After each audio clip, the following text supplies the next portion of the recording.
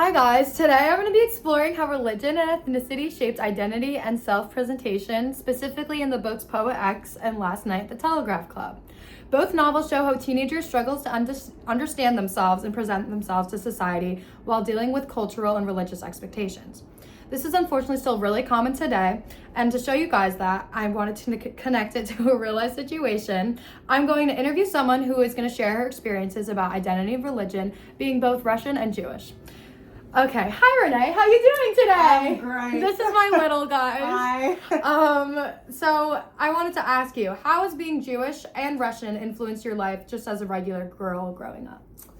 So, and I think in elementary school is kind of the hardest. I'm gonna kind of relate two separate things, being in Jewish and Russian, but as a Jew, it was difficult. I had like multiple anti-Semitic encounters. I was pretty much told by a Muslim girl, I can't be friends with you, like my mom won't allow it, when I was younger. And then as a Russian, like in a Russian family, well, my parents aren't even from Russia, but in the Russian cultural background that I have, a lot of people did not really want to sit with me at lunch because they thought my food was weird. Oh, So what the So that was hard, and it was definitely like my culture has always kind of, when I was little, has steered me away from people, but as of right now, it's become my biggest asset, and I bond with a lot of Jewish people within the College of Charleston campus, so it really is now an asset to me.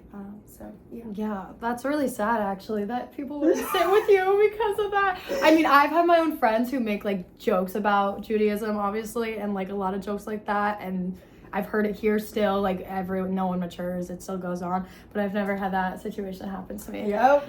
That's similar though to the book in the Last Night at the Telegraph Club though. The main character Lily struggles with being just a Chinese American because people were literally putting them in like camps and sending them away, and they were forced to like hide and just not be able to be themselves just because of their race or religion. It's so sad. Has religion been more helpful or confusing to you growing up? It can be both.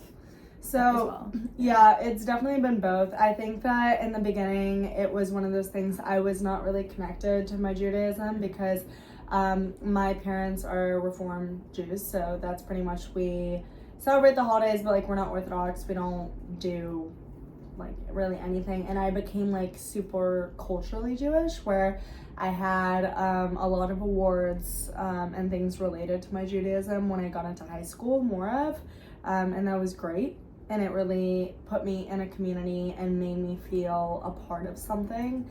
And that was a lot of what I was lacking in elementary and middle school. And now I'm still really active within Hillel here at College of Charleston and other clubs. And I have a lot of Jewish friends here. So it really now is not, it's transferred from being confusing or like lack of to really helping me. That's so amazing. Yeah. That's so amazing because I also am the same way. Like I am nowhere near religious at all.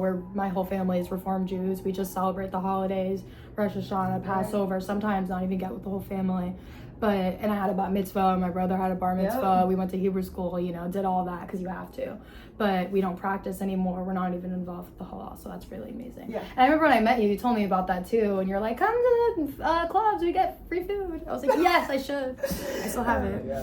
I'm just the worst. Do you believe that your own personal identity is shaped through your culture and religion? Why or why not?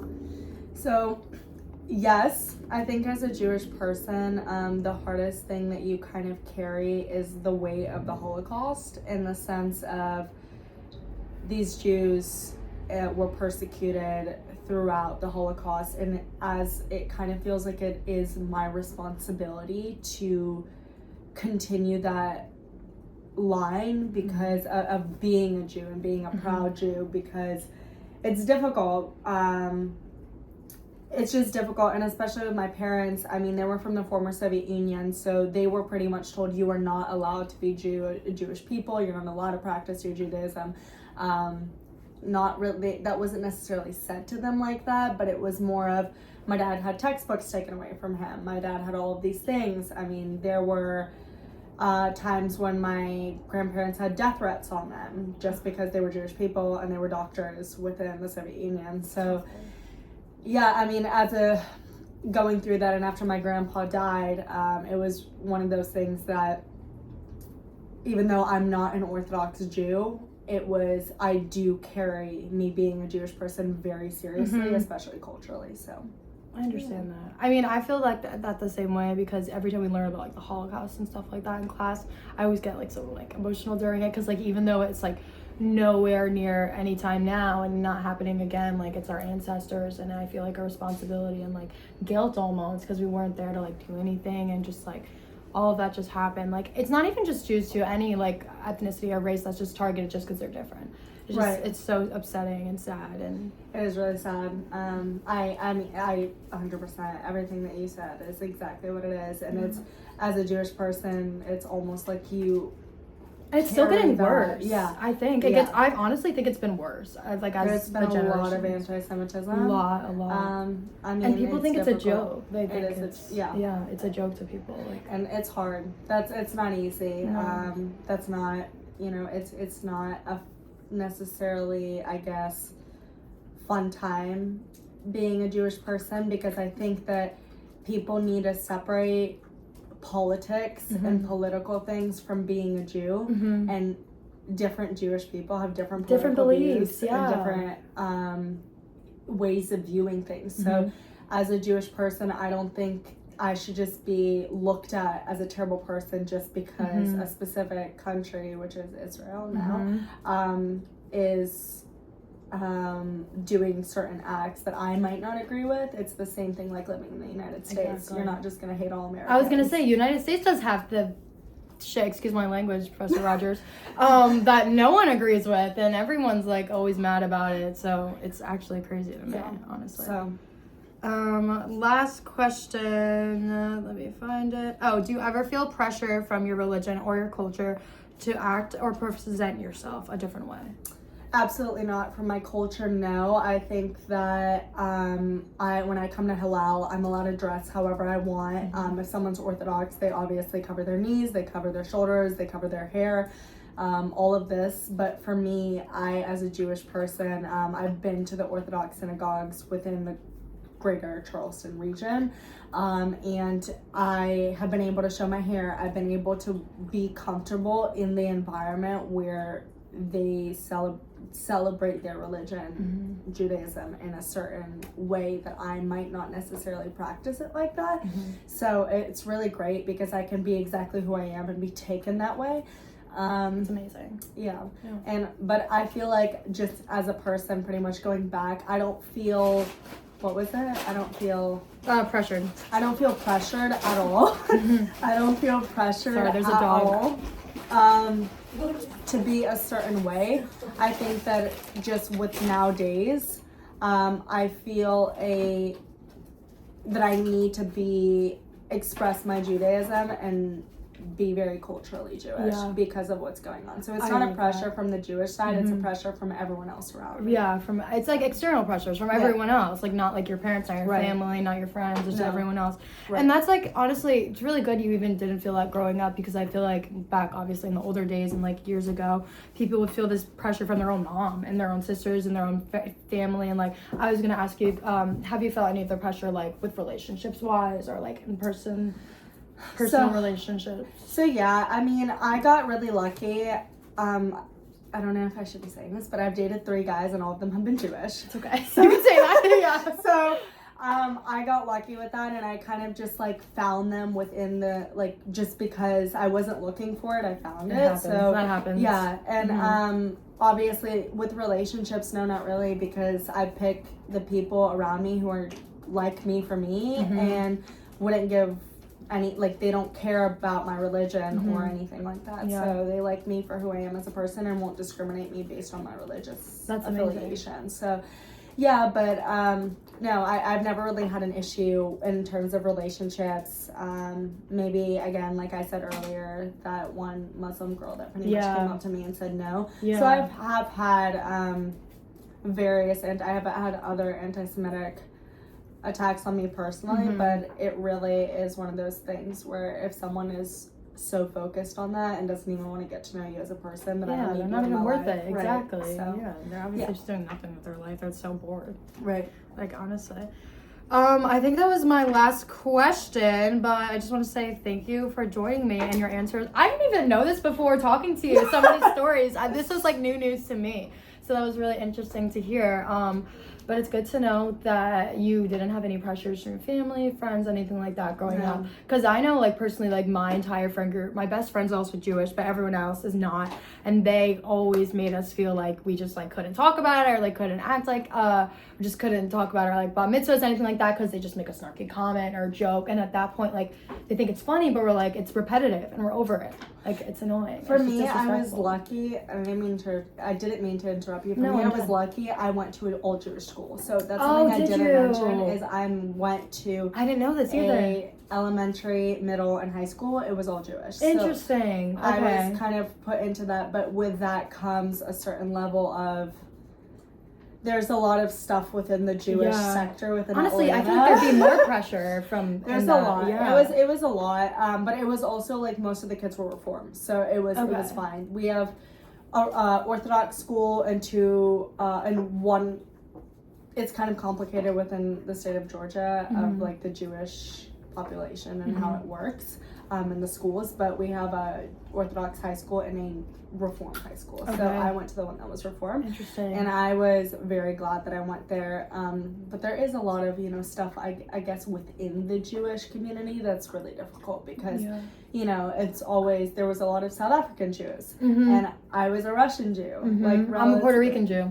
So it was, you don't fit in. Yeah. You don't fit that category because when the majority is something and you're kind of like the minority of the Jewish people in that school, they look at you in a different way. And it's also they knew each other ever since they were little. So there's a lot of things that like go into the Jewish community, and I can touch on that, but it's also I didn't have to ever experience the anti-Semitism. That's good. That's from good. the outside population. It was more of like the inside. That's so interesting to me because like the books I've read, it's all like hate on the world, hate, or like they want to send them back to their country, so they just want to put them in jail. But like it's so interesting too, even knowing that you went to an all Jewish school, like there's still like pressure from that, and like because there's different types of it. Like I know I'm not a Catholic, but I know there's different types. Like there's like Lutherans and there's like Christians, and I don't know anything about that at all. But that's still so upsetting to me that even all Jewish people can't just like come together and just accept everyone for being different, like Puerto Rican, Russian, like South African Jew, anything. That was kind of the hardest part, is going through a high school and a middle school and elementary where you were considered different. Like regardless, like you are a Jew, but you're still a different Jew. That's so weird to me. So we just had like Jews or not. Right. Like I'm from Long Island, New York, and everyone was like, and Long Island's a very Jewish Jappy, you know that phrase? The Jappy phrase. I'm coined a Jap, 1,000,000%. I've been coined that. It's a very Jappy place, so it's just literally like you're Jewish or you're not, and like that's so interesting to me. Right. Yeah. So, but we have that here, I bet too. Do you have that in Hillel? No. Here, I have never had that experience, like where it's like you're Jewish but you're so different. Like in college, it's like such a different environment. It's you love the people and who you're like friends with, like you know what I mean. Like there is no popularity system. There is no like caste system. That's what I was gonna say. That's what I was about to say. Like that's so interesting. There's even pressure like in like a class. It's like classes of Jews in a way. That's so weird. And it wasn't even like necessarily like classes of Jews. It's just like.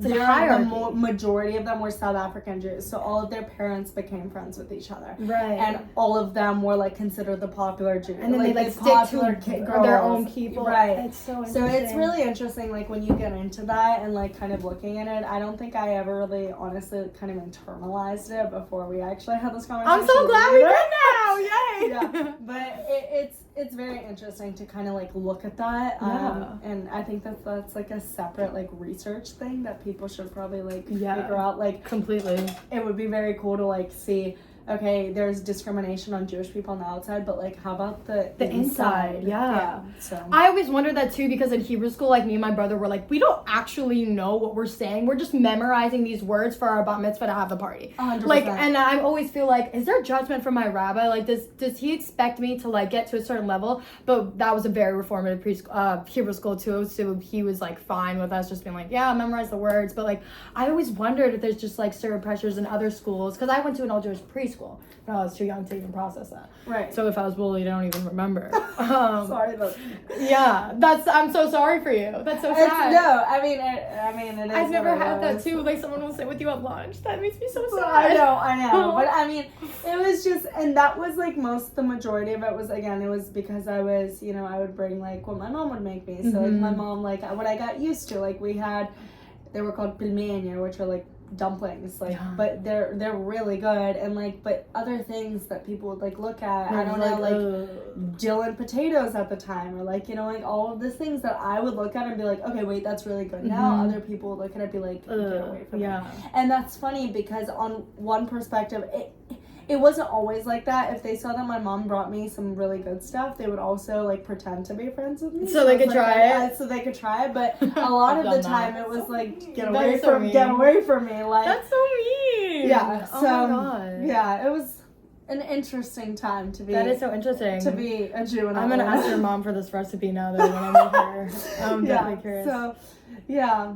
Wait, well, thank you for joining me today and talking with me about this. I'm sorry if I exposed you and had you talk about it. No, not at all. I hope it was good for you to share. I definitely learned a lot for sure, because I didn't even know there was like internal like pressure from like, that's so interesting to me. And actually now I know for not raising our kids, because I've always like thought like I'm gonna raise my kids Jewish, but I'm not gonna raise them like going to temple every week, like similar to how I am, like celebrating holidays, bar mitzvahs, but you know, not like doing it every week, stressing about it, making it your life. Like I want them to choose their own beliefs. Right, 100%. So it's really interesting to hear that from you. Yeah. Thank you for joining. Of course. Yes. This is the outro. Bye, guys.